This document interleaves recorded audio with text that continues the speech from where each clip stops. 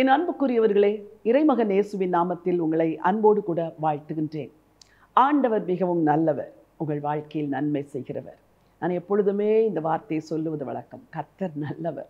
அவரை நல்லவர் என்று சொல்ல சொல்ல கர்த்தர் நமக்கு நன்மைகளை செய்து கொண்டே இருக்கிறார். வாழ்க்கை பாதையில் பயணிக்கும் பொழுது என்னால் முடியாது இனிமேல் என்று சொல்லக்கூடிய ஒரு நிலைக்கு நீங்கள் என்றால் தள்ளப்பட்டிருக்கிறீர்களா? இனிமேல் என்னால் முடியாது, இனிமேல் என்னால் இதை தாங்க முடியாது, இனிமேல் என்னால் இதை செய்ய முடியாது, இனிமேல் என்னால் முயற்சிக்க முடியாது, அப்படியெல்லாம் நீங்கள் சொல்லியிருக்கிறீர்களா?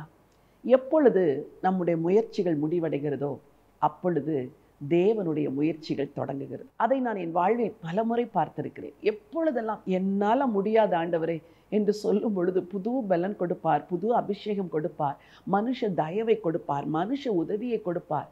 ஆச்சரியமா இருக்கும் ஆண்டவருடைய வழி நடத்துதல். சரி, ஒரு வேத வசனத்தை நான் உங்களுக்கு வாசிக்க விரும்புகிறேன். நம்மை போல என்னால் முடியாது என்று சொன்ன ஒரு பக்தனுக்கு ஆண்டவர் செய்த அனுக்கிரகத்தை அந்த வேத பகுதியில் நாம் வாசிக்கலாம். எண்ணாகமத்தின் புத்தகம் 11ஆம் அதிகாரம் 14வது வசனம். இந்த ஜனங்கள் எல்லாரையும் நான் ஒருவனாக தாங்கக்கூடாது, எனக்கு இது மிஞ்சின பாரமாயிருக்கிறது. இந்த வார்த்தையை சொன்னவர் மிகப்பெரிய தலைவனாகிய மோசே. ஒரு சிறிய அலுவலகம், 10 பேர் இருக்கிற ஒரு அலுவலகத்தை நடத்துவதே பல வேளையில் கடினம். ஒரு 1000 பிள்ளைகள் இருக்கிற பள்ளியை நடத்துவது மிக கடினம்.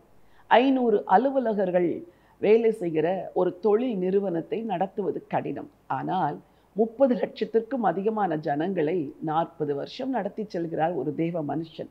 எத்தனை மன அழுத்தங்கள், எத்தனை போராட்டங்கள், எவ்வளவு எதிர்ப்புகள், எவ்வளவு முறுமுறுப்புகள். கடைசியில் ஒரு நாள் தாங்கவே முடியாமல் சொல்லிவிட்டார், ஐயா இது இனிமேல் என்னால் முடியாது, இது எனக்கு மிஞ்சின பாரமா இருக்கிறது என்று சொல்லிவிட்டு என்னை எடுத்துக்கொள்ளும் என்று கூட ஜெபித்தார் மோசே. ஆண்டவர், சரி மோசே நான் உன்னை எடுத்துக்கொள்கிறேன் என்று ஆண்டவர் பதில் செய்யவில்லை. ஜெபித்த பக்தனுடைய பாரத்தை குறைப்பதற்கு புதிய வழிகளை ஆண்டவர் அவருக்கு கொடுத்தார். உங்களுக்கு கூட என்னால் முடியாது என்று சொல்லி நீங்கள் ஸ்தம்பித்து நிற்கிறீர்களே, அந்த இடத்தில் ஆண்டவர் புதிய வழியை கொடுப்பார், புதிய கிருபைகளை தருவார், புதிதாக தேவன் உங்களை நடத்துவார். எப்படி தேவன் மோசேயை நடத்தினார்? 16, 17 வசனங்கள் அழகாய் சொல்லுகிறது, வாசிக்கலாம். அப்பொழுது கர்த்தர் மோசேயை நோக்கி, இஸ்ரவேல் ஜனங்களுக்கு மூப்பரும் தலைவருமானவர்கள் இன்னார் என்று நீ அறிந்திருக்கிறாயே. அந்த மூப்பரில் 70 பேரை கூட்டி அவர்களை ஆசரிப்பு கூடாரத்தினிடத்தில் அங்கே உன்னோடே கூட வந்து நிற்கும்படி செய். அப்பொழுது நான் இறங்கி வந்து அங்கே உன்னோடே பேசி, நீ ஒருவன் மாத்திரம் ஜனங்களின் பாரத்தை சுமக்காமல் உன்னோடே கூட அவர்களும் அதை சுமப்பதற்காக உன்மேல் இருக்கிற ஆவியை அவர்கள் மேலும் வைப்பேன் என்றார்.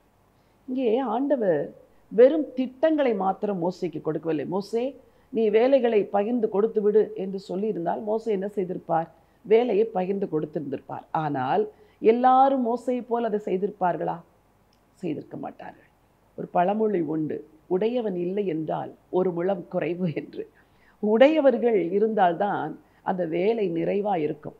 ஒரு காரியத்தை எந்த அளவுக்கு ஒருவர் ஓன் பண்ணி செய்கிறார்களோ அந்த அளவுக்குத்தான் அந்த காரியம் ஜெயமாய் முடியும்.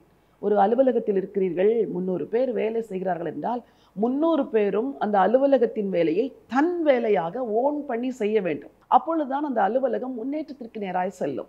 ஊழியத்தில் இருக்கிறவர்களும் அப்படித்தான். ஊழியத்தை யாரோ ஒருவர் நடத்துகிறார் என்று நினைக்காதபடி நீங்கள் எந்த ஊழியத்தை செய்தாலும் இது என் ஆண்டவரின் ஊழியம் என்று அதை ஓன் பண்ணும் பொழுதுதான் அந்த ஊழியத்திற்கு ஜெயம் உண்டாகும். இங்கே ஆண்டவர் வெறும் திட்டங்களை கொடுத்து விட்டு மோசே இதை செய் என்று சொல்லவில்லை. மோசே உன்மேல் ஒரு ஆவியை நான் வைத்தேனே, ஒரு பாரமுள்ள ஆவி.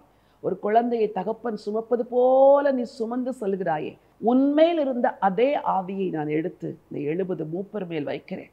அவர்கள் உன்னை போலவே யோசிப்பார்கள், உன்னை போலவே சிந்திப்பார்கள், உன்னை போலவே ஜனங்களுக்காய் பாரப்படுவார்கள் என்று அவர் மேல் இருந்த ஆவியை எடுத்து 70 பேர் மேல் வைக்கிறார். இது எவ்வளோ பெரிய ஆச்சரியமான காரியம்!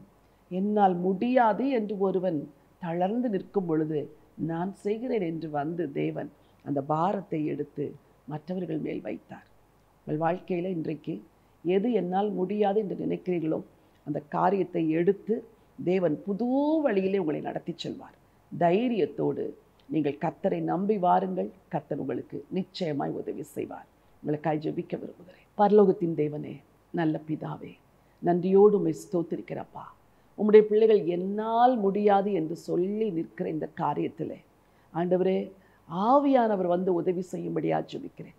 அன்றியும் ஆவியானவர் நம்முடைய பலவீனங்களில் நமக்கு உதவி செய்கிறார் என்று நாங்கள் வாசிக்கிறோமே, அந்த உதவி உங்கள் பிள்ளைங்களுக்கு வரட்டும் அப்பா. உங்கள் பிள்ளைங்களுக்கு வரட்டும். ஆவியானவர் என்ன திட்டங்களை வைத்திருக்கிறீரோ, இவர்கள் பாரங்களை, இவர்கள் சுமைகளை, இவர்கள் கவலைகளை குறைக்கும்படி ஆவியானவர் என்ன திட்டம் வைத்திருக்கிறோ அந்த திட்டத்தை இவர்கள் குடும்பத்தில், இவர்கள் நிறுவனத்தில், இவருடைய தொழிலிலே, இவர்கள் ஊழியத்திலே கர்த்தர் நிறைவேற்ற வேண்டும் என்று சொல்லி ஜெபிக்கிறப்பா. இவர்களைப் போல ஏக இருதயம் உள்ள மக்களை கொண்டு வாங்கப்பா. இவர்களைப் போல பாரத்தை சுமக்கிறவர்களை கொண்டு வந்து இவர்கள் பாரங்களை லகுவாக்கும்படியா ஜெபிக்கிறேன். குடும்பத்தில் பிள்ளைகள் பெற்றோரின் பாரங்களை சுமக்க அவர்கள் இருதயத்தில் ஏவுங்கப்பா. குடும்பத்தில் உள்ள கணவன் தன் மனைவியின் பாரத்தையும், மனைவி தன் கணவனுடைய பாரத்தையும், பிள்ளைகள் பெற்றோருடைய பாரத்தையும், பெற்றோர் பிள்ளைகளின் பாரத்தையும், உடன் பிறந்தார் ஒருவர் ஒருவருடைய பாரத்தை சுமக்கத்தக்க ஏக இருதயத்தை ஆண்டவர் தாங்கப்பா. இன்றைக்கு இந்த காரியத்தை செய்து உன்னுடைய நாமத்தை மகிமைப்படுத்துங்க. ஆண்டவர் இயேசுவின் நாமத்தில் ஜெபிக்கிறேன் ஜீவனுள்ள நல்ல பிதாவே, ஆமென், ஆமென். பிரியமானவர்களே, ஆண்டவர் உங்களுக்கு முடியாது என்று சொல்லி முடிவு கட்டின இந்த காரியத்தில் புதிய வழியை நிச்சயம் திறப்பார். நம்பிக்கையோடு தேவனை நோக்கி பாருங்கள். ஆவியானவர் உங்களுக்கு உதவி செய்வார். God bless you.